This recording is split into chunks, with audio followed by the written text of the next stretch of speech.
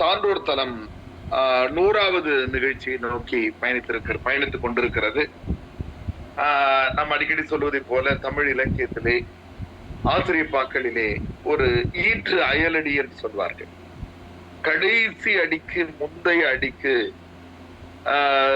தமிழ் இலக்கியங்களிலே ஈற்று அயலடி என்று பெயர். ஆங்கிலத்திலே அல்டிமேட் பெனல்டிமேட் என்று சொல்லுவதை போல அப்படி 100வது நிகழ்ச்சிக்கு 100ன் அயல் நிகழ்வாக 99வது நிகழ்விலே இருக்கிற சான்றோர் தளத்தினுடைய பொறுப்பாளர்களுக்கு எனது அன்பான வணக்கங்களும் வாழ்த்துக்களும்.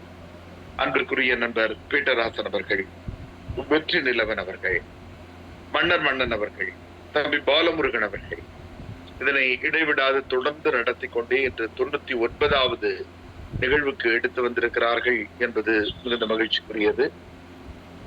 இன்றைய நிகழ்விலே அன்பிற்குரிய அறம் பதிப்பகம் அமரேசன் அவர்களுடைய நூல் திறனாய்வுக்கு எடுத்துக் கொள்ளப்பட்டிருப்பது இன்னும் பெருத்த மகிழ்ச்சிக்குரியதாக இருக்கிறது. ஏனென்றால் அறம் அமரேசன் அவர்கள் கூர்ந்து சிந்திக்கக்கூடியவர். புதிய செய்திகளை ஒரு ஆய்வு கண்ணோட்டத்தில் வழங்குவதில் அவருக்கு நிகர் அவரே என்று நாம் சொல்லலாம். அந்த அளவுக்கு அவர் செய்திகளை கொண்டு வரக்கூடியவராக இருக்கிறார். அவரிடத்திலே இருந்து நாம் இன்றைக்கு ஒரு புதிய தரவினை பெற்றிருக்கிறோம். திரைப்பட இலக்கிய உலகிலே இருக்கக்கூடிய பல்வேறு செய்திகளை அவர் எடுத்து வந்து தருகிற போது புத்த நெறிக்குரிய திரைப்படங்களாக எந்த திரைப்படங்கள் இருந்திருக்கின்றன என்ற ஒரு தரவை கொண்டு வந்து தருகிறார். மிக அருமையாக இந்த நிகழ்விலே உரையாற்றி இருக்கிற பெருமக்களை நான் பார்க்கிறேன். அன்றுக்குரிய நான் அதை பகிர முடியுமான்னு பார்த்தேன். ஏதோ எனக்கு சிக்கல் இருக்கிறது, அதனால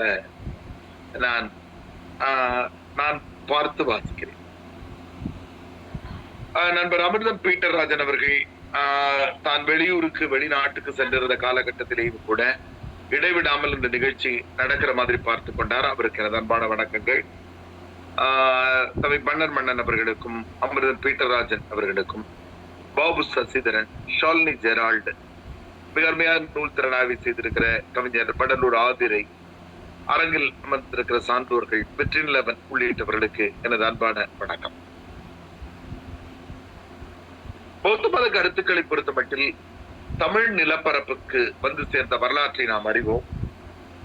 சங்க காலத்தினுடைய நிறைவில் களப்பிரர்கள் ஆட்சி கிபி 3 முதல் 6ஆம் நூற்றாண்டு வரை தமிழ் மண்ணிலே நிகழ்ந்து இருக்கிற காலகட்டத்தில் தமிழ்நாட்டினுடைய கிட்டத்தட்ட அரச மதமாக நமக்கு சமண மதம் இருந்தது என்பதும், புத்த மதம் அதற்கு நிகராக மக்கள் மத்தியிலே இருந்தது என்பதையும் நாம் அறிவோம்.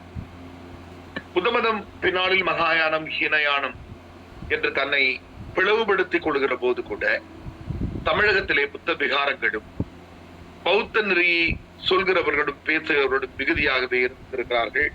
தம்பி ஆதிரி அவர்களும் அதற்கு முன்பு பேசியவர்களும் குறிப்பிட்டதை போல, அல்லது வட இந்தியாவிலே பல்வேறு புத்தர் சிலைகள் தலை எடுக்கப்பட்ட நிலையிலே இருப்பதை இதற்கு முன்பு கூட மாரி செல்வராஜ், பா ரஞ்சித் போன்றவர்கள் தனது திரைப்படங்களிலே காட்சிப்படுத்தி இருக்கிறார். அமரேசனுடைய கூறிய பார்வை இந்த நூலிலே எவ்வாறு வெளிப்பட்டிருக்கிறது என்றால், தான் பார்க்கிற திரைப்படங்கள் பிறமொழி படங்களாக இருந்தாலும் அவற்றிலே புத்தருடைய செய்திகள் எவ்வாறு பொருத்தி போயிருந்திருக்கின்றன என்பதை குறித்து அவர் மிக அழகாக எடுத்து வந்த நம்மிடத்திலே சேர்த்திருக்கிறார். அதில் ரொம்ப குறிப்பாக அவர் முதல்ல தொடங்குகிற அந்த ரங்கா அந்த ரஜினிகாந்த் RVT மணி நடித்த அந்த திரைப்படத்திலிருந்து அவர் தொடங்குகிறார். மிக வியப்பாக இருக்கிறது. நாம் அந்த படத்தை பலமுறை அதனுடைய திரைக்கதைகளுக்காக மீண்டும் மீண்டும் கூட பார்த்திருந்திருப்போம். ஆனால் நம்முடைய அறம் அமரேசன் அவர்கள் அதை உயிர்த்தறிகிற, அவர் அதனை பயன்படுத்தி பார்க்கிற அந்த பாங்கு மிகச்சிறப்பாக இருக்கிறது. நான் உங்களுக்கு அந்த நூலில் சில பக்கங்களை காட்சிப்படுத்த முடியுமா என்று தொழில்நுட்பத்தினை பார்த்து கொஞ்சம் அது இன்று ஒத்து வராமல் இருக்கிறது எனது செல்பேசி வழியாக. எனவே அந்த நூலிலே அவர் எடுத்துக்கொள்ளுகிற படங்கள் ஒரு ஆங்கில படம் வரையிலே அவரால் எடுத்துக்கொள்ள முடிகிறது என்பது வியப்பாக இருக்கிறது. அப்படியானால் எந்த அளவுக்கு பௌத்த மத கருத்துக்களை அமரேசன் அவர்கள் உள்வாங்கி கொண்டிருந்தால் தான் பார்க்கிற எந்த செய்தியிலேயும் அதை பௌத்த நெறியோடு பொருத்தி பார்க்கக்கூடிய வல்லமை பொருந்தியவராக இருப்பார் என்பதை நாம் வியப்போடு விழியகல பார்க்கிறோம். இங்கே பேசியவர்கள் குறிப்பிட்டு சொன்னதை போல இந்த நூலிலே திரைப்படங்களை அவர் எடுத்துக் கொள்கிற போது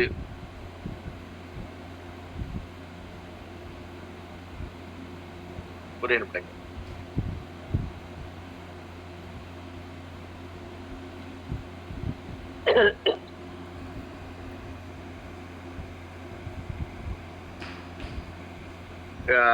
திறனாய்வுக்கு எடுத்துக் கொண்டிருக்கிறார். தமிழ் திரைப்படமாக இருக்கிற ரங்கா, ஆங்கிலத்தினுடைய குங்ஃபு பாண்டா, ஆங்பே என்கிற ஆங்கில படம், குங்ஃபு அசல் என்கிற ஆங்கில படம், மகாமுனி என்கிற தமிழ் படம், அதன் மீது அவருக்கு பெரும் விருப்பம் இருக்கிறது. முன்பே நான் நேரடியாக பேசியிருக்கிறேன். யோதா என்கிற மலையாள படம், ஏழாம் அறிவு என்கிற தமிழ் படம் நம்ம அரங்கிலே அதிகமாக பேசினோம். ஜெர்சி என்கிற தெலுங்கு படம், அசோகா என்கிற இந்தி படம் என்று அவர் பேசியிருக்கிற அந்த செய்திகள் நாம் பார்க்க முடிகிறது. பொதுவாக புத்தருடைய நெறிகளிலே நாம் பார்க்கிற போது புத்த பூர்ணிமாவை குறித்து நமது நண்பர்கள் முகநூலிலே பலரும் எழுதியிருந்தார்கள். அறிவை முன்னிறுத்துகிற கடவுள் மறுப்பாளராக இந்த மண்ணுக்கு வந்தவர் புத்தர். அவருடைய அடிப்படை அந்த பஞ்சமாபாதங்களிலிருந்து விலகி இருப்பதாக இருந்திருக்கிறது என்பதை தனது இந்த நூலிலே குறிப்பிடுகிற ஐயா அவர்கள் வரலாற்று செய்திகளை பல இடங்களில் பதிவு செய்கிறார். ஒரு இடத்துல அவர் சொல்லுகிறார், கிமு 185 மௌரிய சாம்ராஜ்யத்தின் கடைசி பேரரசரான பிரகர்த்தாவிடம் தளபதியாக இருந்த பிராமணரான புஷ்ப சங்கபத்ரன் ஒரு ராணுவ அணிவகுப்பின் போது பிரகர்த்தா மௌரிய அரசரை கொண்டு இந்திய வரலாற்றில் சுங்க வம்சத்தின் ஆட்சியை துவக்கினார். புஷ்யமித்ர சுங்கன் சுங்க வம்சத்தின் முதல் பேரரசராக முடிசூடி கொண்டார் என்கிற வரலாற்று செய்தி வரையிலே இந்த நூலிலே இடம்பெற்றிருக்கின்றன. அடுத்த இந்த நூல்களை அவர் எடுத்துக் கொள்ளுகிற போது, இந்த திரைப்படங்களை எடுத்துக் கொள்ளுகிற போது, குறிப்பாக இந்த குங்ஃபு அசல் என்ற படத்திலே அதில் வருகிற எல்லா படங்களிலேயும் அதில் இடம்பெற்றிருக்கிற கதை மாந்தர்கள் யார், அந்த கதையினுடைய போக்கு எவ்வாறு இருக்கிறது என்பதை விலக்கிவிட்டு தான் அந்த படத்தை குறித்த சிறப்பு குறிப்புகள் ஏதேனும் இருந்தால் சொல்லிவிட்டு அதில் இருக்க புத்த சமய கருத்துக்களை எடுத்து வருகிறார். இவ்வாறு எழுதுகிறார். குங்ஃபு அசல் திரைப்படம் குறித்து எழுதுகிற போது, இந்த திரைப்படத்தில் இடம்பெற்றுள்ள புத்த சமய கருத்துக்களை அறிந்து கொள்ளும் முன் சீனாவுக்கு புத்த மதம் சென்ற வரலாற்றை தெரிந்து கொள்வது அவசியம் என்று ஒரு வரலாற்று செய்தியை எழுதி போதி தர்மர் எவ்வாறு அங்கே சென்றார் என்பதும், 520 சீனா சென்ற அவர் புத்த சமய மகாயான மரபினுடைய 28வது தலைமை பிக்குவாக நமக்கு போதி தர்மர் இருந்தார் என்கிற வரலாற்று செய்தியும் ஐயா அவர்கள் சேர்த்து நமக்கு தந்திருக்கிற விதம் மிக பாராட்டுக்குரியதாகும். எனவே இந்த நூலானது நேரடியாக நமக்கு திரைப்படங்களுக்கு குறித்த விமர்சனங்களை மட்டுமல்லாமல் இந்தியாவிலே புத்த மதம் எவ்வாறு உருவானது என்பதும், அது எவ்வாறு இங்கே வளர்ந்தது, வீழ்த்தப்பட்டது, சீனாவுக்கு சென்ற போது அது எவ்வாறு வளர்ந்தது என்கிற செய்திகளை எல்லாம் அவர் சொல்லி இருக்கிறார்.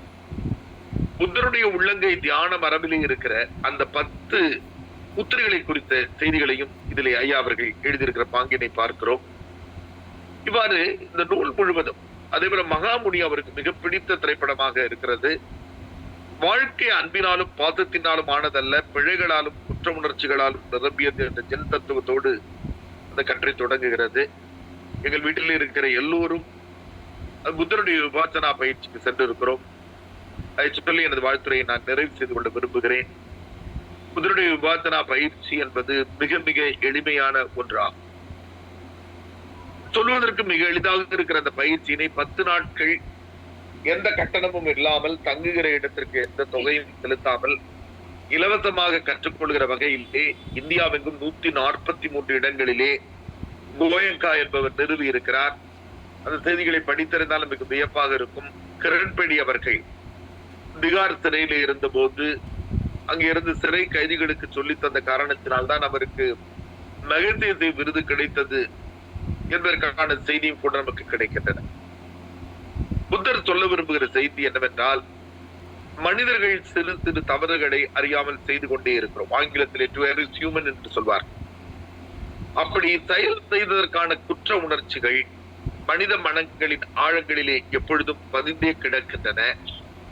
அவற்றை வெளியே எடுத்துக் கொண்டு வருவதற்கான வழி என்னவென்றால், நமது மூச்சை கவனிக்கிற போது நம்முடைய உடலினுடைய மேல் தோலில் ஏற்படுகிற வலியை சிறு சிறு மாற்றங்களுக்கு எதிர்வினை ஆற்றாமல் நாம் காத்திருந்தால், நமது மூச்சோடு சேர்ந்து நமது கவனத்தோடு சேர்ந்து அந்த வலியும் அல்லது உடம்பில் ஏற்படுகிற ஊறல் மாதிரியான எதிர்வினைகளுக்கும் எதிர்வினை ஆற்றாமல் இருக்கிற போது அந்த உணர்வும் குறைகிறது.